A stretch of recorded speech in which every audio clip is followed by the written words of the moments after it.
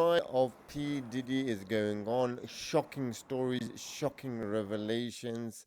Is he just a monster amongst nice people, or is he a product of the environment? This is a big question for parents raising sons. Assalamu alaikum and welcome. This is the only way up. The revelations, the stories of what's happening in the trial in P. Diddy's is shocking, it's disturbing, it's worrying. And for parents living in this world, we've been through Me Too, we've been through the trials of Russell Brand is coming out, the trials of all the celebrities and how they treat women. And it raises a question for every parent in there. How do you raise your sons in this world so they don't end up with this predatory mindset? Yeah, Assalamualaikum, Shani. I feel really the chickens have come home to roost here. P. Diddy was held as a role model for the music industry, a businessman, someone who created jobs, a black man who's made it in an environment where things have been quite tough for people growing up in America, for black people. And, he's made it. He lives a certain lifestyle which is attractive to people, and he was a role model. And many of the revelations we're getting, they're around lewdness, sex, how women are treated, and actually men growing up and the sort of lifestyle they're going to live. And the rap industry in America has always been associated with crime, with gangs, with sexuality, these sort of things. So if this was the role model, how was it going to end?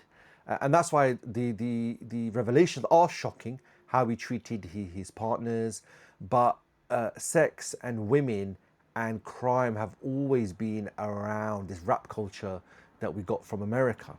So there's some deep issues that once again the West has to look at. Raising sons having role models, what they aspire to, what they vision. What P. Diddy and rap culture and gang culture has always been a model that has been put there that many people have aspired to.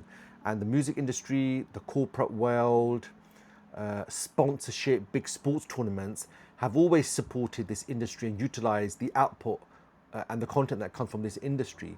So that's why it shouldn't really be surprising this is the case. And what it really reveals is, anyone who wants to raise a son, how do you do it? Who should their role models be?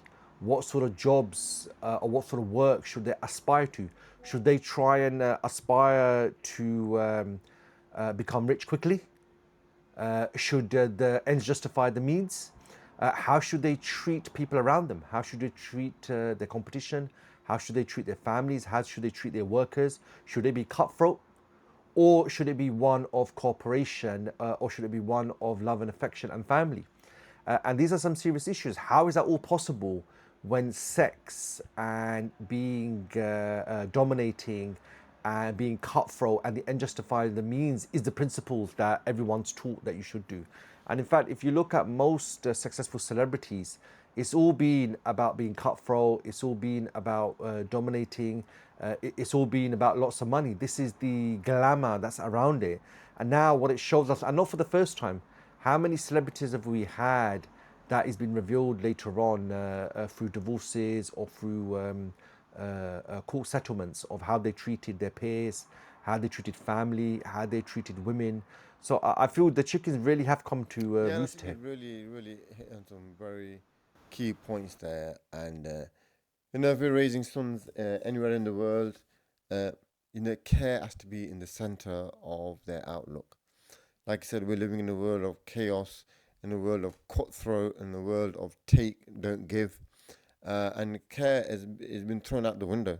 It's seen sometimes it's seen as the one who's caring is the one who's going to get left behind.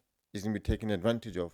He's going to be the one that's abused and misabused, and his goodness and his kindness will be taken advantage of him.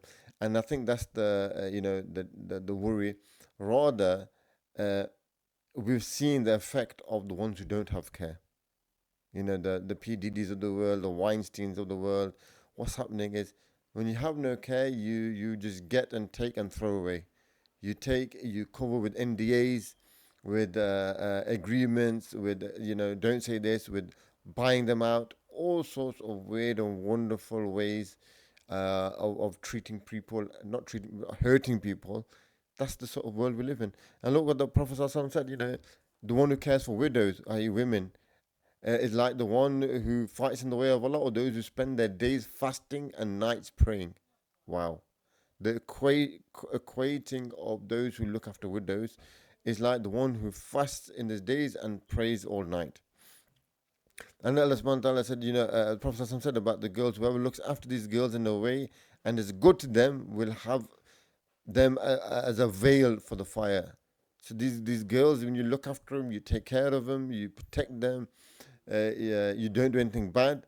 There'll be a veil. They'll protect you on the day of judgment. When there's fire around us, and this inspires and makes a person want to look after women, whether that's their mom, whether that's a wife, their daughter, siblings, wherever it may, rather than exploit, rather than leave them to the side, rather than take advantage. And in this society, if you don't instill that, the default is what's a shade of P Diddy. That's the default, unfortunately.